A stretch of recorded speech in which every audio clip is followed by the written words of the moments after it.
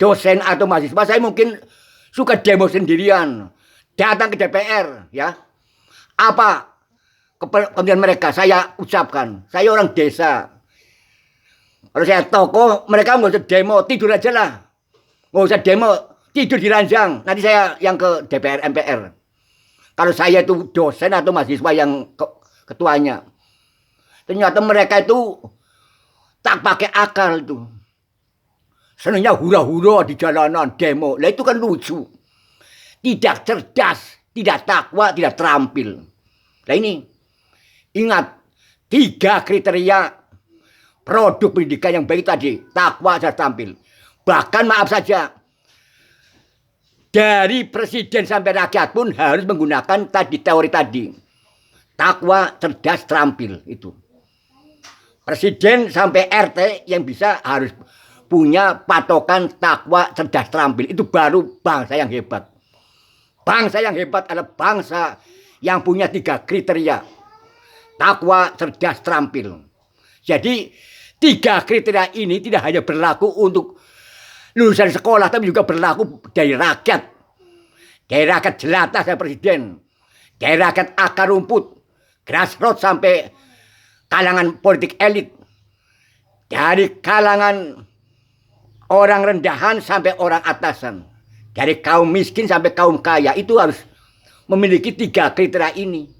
Jadi ingat, 3 kriteria ini tidak hanya berlaku bagi mahasiswa atau siswa, tapi juga berlaku bagi masyarakat Indonesia kalau ingin maju. Yakni takwa, cerdas, terampil. Afektif, kognitif, psikomotorik. Itulah 3 dimension for good man. 3 dimensi untuk manusia yang baik. Nah itu. Nah inilah saya kira tentang pembahasan sumber daya manusia, segitiga kenegaraan, segitiga kehidupan sudah rampung. Manfaatnya apa? Manfaatnya bisa menjadi pegangan seorang presiden untuk memanage sumber daya manusia, sumber daya alam, sumber daya budaya. Karena apa? Kalau hanya memanage sumber daya manusia saja, tidak fokus sumber daya alamnya, kecolongan. Sebagaimana yang terjadi dari zaman Orde Baru sampai zaman reformasi ini. Banyak kita kecolongan. Karena apa? Kurang detail. Kurang mencapai ranah sasarannya. Hanya karyawannya, pegawainya yang dipidatoni. Ternyata 1000 pidato tidak mempan. Mencret. Nah itu faktanya. Tapi kalau seorang presiden yang jenius, pakai segitiga kenegaraan ini, bisa memanage secara detail. Memanage sampai ke medan-medan di mana terjadi korupsi. Yakni apa? Manage sumber daya manusia, manage sumber daya alam, manage sumber daya budaya. Ya. Sumber daya alam itu tadi ya, memanage apa? Lahan tambang, lahan apa ya itu ya, perikanannya itu, lah itu. Maka saya hasilkan dari surat Atin mewacanakan sumber daya, segitiga kehidupan atau segitiga kenegaraan. Inilah kesimpulan yang ketiga. Nah kita menuju kesimpulan yang terakhir, ya. Yang keempat, apa itu? Ini sangat agung, luhur, dan harus kita patuhi. Tidak panjang-panjang, tapi sangat singkat, tapi sangat penting. Apa? Kesimpulan yang keempat adalah ternyata Allah itu dalam menurunkan surat Atin sangat rasional. Ini belum kesimpulan, tapi ini pembuka saja ya. Apa rasionalnya? Surat Atin itu didahului dengan surat Al-Insyirah. Surat Al-Insyirah. Yaitu surat yang artinya kelapangan dada. Nah ini menariknya nih. Surat Atin kalau kita lihat dari ayat pembackup-nya, surat pembackup-nya itu Al-Insyirah dan surat Al-Alaq. Jadi surat Atin yang mewacanakan konsep negara itu didahului oleh surat Al-Insyirah. Ini simpulan yang keempat ya. Saya ulangi bahwa Allah itu Wacana konsep negara yakni dengan surat At-Tin ternyata didahului dengan surat yang sangat logis apa? Surat Al-Insyirah. Al-Insyirah artinya apa? Kelapangan dada. Secara garis besar dalam surat ini Allah mengatakan bahwa Allah telah melapangkan dada hambanya. Allah telah mengangkat beban hambanya. Berarti kan longgar pikirannya ya. Jernih, tak ada beban. Yang ketiga apa? Allah telah mengangkat derajat atau namanya. Ini tekannya pada surat An-Insyirah. Ternyata surat At-Tin itu ada setelah surat Al-Insyirah. Artinya apa? Negara itu terbangun, terbentuk karena apa? Dari dada yang lapang. Pikiran yang tambah beban. Derajat yang tinggi, berakhlak, bermoral, berilmu. Lah ini tak akan terjadi negara kalau dadanya ruwek, sumpek. Dadanya enggak longgar. Dadanya penuh problem. Dadanya kacau balau atau otaknya kacau balau. Nggak bisa. Ini hebatnya surat At-Tin. Al-Insyirah artinya kelapangan dada. Karena dadanya lapang, bebannya telah diangkat oleh Allah. Beban pikiran, beban hati diangkat oleh Allah. Kemudian apalagi? Maka manusia bisa punya ide yang jernih, yang cerdas. Melahirkan apa? Ide membentuk negara. Ini menarik. Hebat Allah itu ya.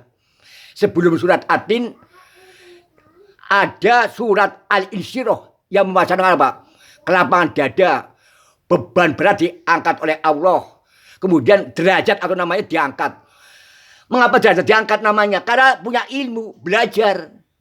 Belajar dan belajar, maka ada paham konsep negara, paham ideologi, politik, ekonomi, sosial, budaya, perlahan. Nah itu. Maka derajat diangkat, namanya diangkat. Ya, siapa yang punya ilmu kan diangkat derajatnya itu ya. Rumusnya Islamnya. Nah ini hebatnya surat At-Tin tadi diawali dengan surat Al-Insyirah. Bahkan lebih jauh mengatakan bahwa setelah kesukaran ada kebahagiaan, ada kesuksesan, ada keuntungan. Berarti apa? Orang yang lapang dadanya, orang yang diangkat bebannya, deritanya, orang yang diangkat derajatnya atau namanya atau pangkatnya, karena apa? Mereka memang orang yang telah menempuh kesukaran. Seperti Pak Karno, dia susah, ditahan melawan Belanda. Lama-lama dadanya lapang, pikirannya jernih, membuat Pancasila, UUD dan sebagainya dia. Nah itu Pak Karno. Ini tergambar dalam surat Al-Insyirah. Waktu tahan apa? Rupak pikirannya, kesukarannya ditemui. Jadi begitu pada hari H mau ada merdeka Indonesia, Pak Karno benar-benar orang yang lapang dadanya. Kesukaran berganti dengan apa? Kesuksesan. Kesukaran dengan kebahagiaan. Nah itu ya. Nah ini Al-Insyirah. Hebat ya. Allah maha hebat dalam hal ini. Sebelum ada surat At-Tin diawali dengan surat Al-Insyirah. Kelapangan dada. Nah, maka sekali lagi bahwa dari dada yang lapang, beban yang diambil oleh Allah, derajat yang naik, nama yang naik karena punya ilmu, belajar Ipolexus Budhankam, maka dia punya gagasan membuat negara. Jadi negara itu dalam hal ini dibuat oleh manusia atas izin Allah itu maksudnya. Allah hanya memberi rambu-rambu patokan-patokan negara yang apa? Yang ideal itu. Tapi yang buat negara ada manusia. Jadi ingat bahwa Allah membuat manusia punya akal, maka manusia buat negara. Jadi ingat, negara itu seakan pure buatan manusia atas dasar ilham, ide, hidayah dari Allah. Nah itu ingat, makanya pantas saja Allah debat dengan malaikat iblis. Apa? Manusia itu hebat, mampu membuat negara ini. Jika apa? Jika dadanya lapang, derajatnya naik karena punya ilmu, bebannya diangkat oleh Allah karena apa? Orangnya mampu melupakan segala persoalan. Nah itu kehebatannya.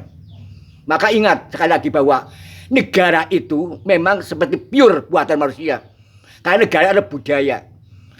Kalau Allah membuat sesuatu namanya makhluk, tapi manusia hanya biasa membuat budaya. Budaya ada sesuatu baik lahir atau batin, yang dibuat oleh segala budi dan daya manusia untuk memenuhi kebutuhan hidupnya. Manusia butuh hidupnya teratur, bangsa teratur, maka gawe budaya negara. Nah ini namanya budaya. Saya ulangi bahwa negara itu murni buatan manusia. Karena negara itu budaya, budaya konsep aturan. Tapi kalau buatan makhluk namanya, buatan Allah namanya makhluk.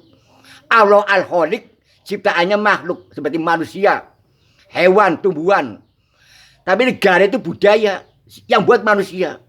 Indonesia yang buat Soekarno dan Hatta dan kawan-kawan. Nah itu ingat itu. Founding pada pendiri negara itu ya, hebat ya. Makanya pantas Allah berdebat dengan malaikat iblis apa? Manusia mampu membuat negara. Jadi manusia adalah karya cipta terbesar Allah. Negara adalah karya terbesar manusia. Nah ini maka ketemu. Allah mencipta alam semesta seisinya. Manusia membuat negara. Hebatnya ini. Sangat harmonis. Allah mencipta alam semesta seisinya. Manusia mencipta negara. Hebatnya. Seakan makhluk manusia itu mampu meniru dzatiyah Allah sebatas kemampuan manusia. Nah ini ya. Hebat ya. Allah mencipta alam semesta, manusia mencipta negara. Nah ini. Maka jangan dianggap cemen negara itu. Jangan dicabik-cabik, diporak-poranda oleh kita yang goblok. Jangan. Negara adalah sesuatu yang keramat buatan founding father, pendiri bangsa ini, pendiri negara ini. Maka para pendemo yang kelas kesetanan, goblok-goblok itu jangan hanya merusak negara secara laten terselubung. Ini jangan. Negara itu karya cipta terbesar manusia. Ingat. Negara itu karya cipta terbesar manusia. Budaya terbesar cipta manusia adalah negara. Ini Allah itu telah memberi akal dan hati itu ini. Manfaat dari akal dan hati itu membuat negara. Ya. Dan ingat, dalam konteks ini Allah, ini maaf, kesimpulan yang keempat ya. Apa kesimpulan yang keempat? Allah itu tidak memerintahkan manusia mendirikan negara Islam. Ini kesimpulan yang pokok. Ini dicamkan oleh para Wahabi, para Khilafah, para liberal. Kesimpulan yang keempat mengatakan Allah tidak memerintahkan manusia untuk mendirikan negara Islam. Kalau memerintahkan negara Islam pasti ada ayat demikian insya Allah. Ya ayuhan nas qaimul baladil Islam.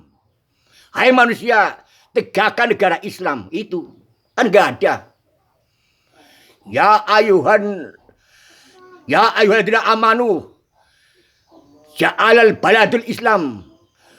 Hai orang yang beriman, jadikan negara Islam. Enggak ada.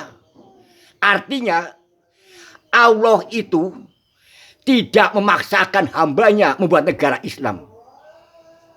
Allah hanya memberi apa? Rambu-rambu bahwa negara itu yang ideal adalah negara apa? Negara bangsa atau nation state. Nah ini lihat Atin tadi. Tak satu kata Islam pun adanya baladil amin. Nah itu. Maka surat Atin simpulan yang keempat adalah apa? Allah tidak mewajibkan hambanya mendirikan negara Islam. Faktanya surat Atin yang mewajibkan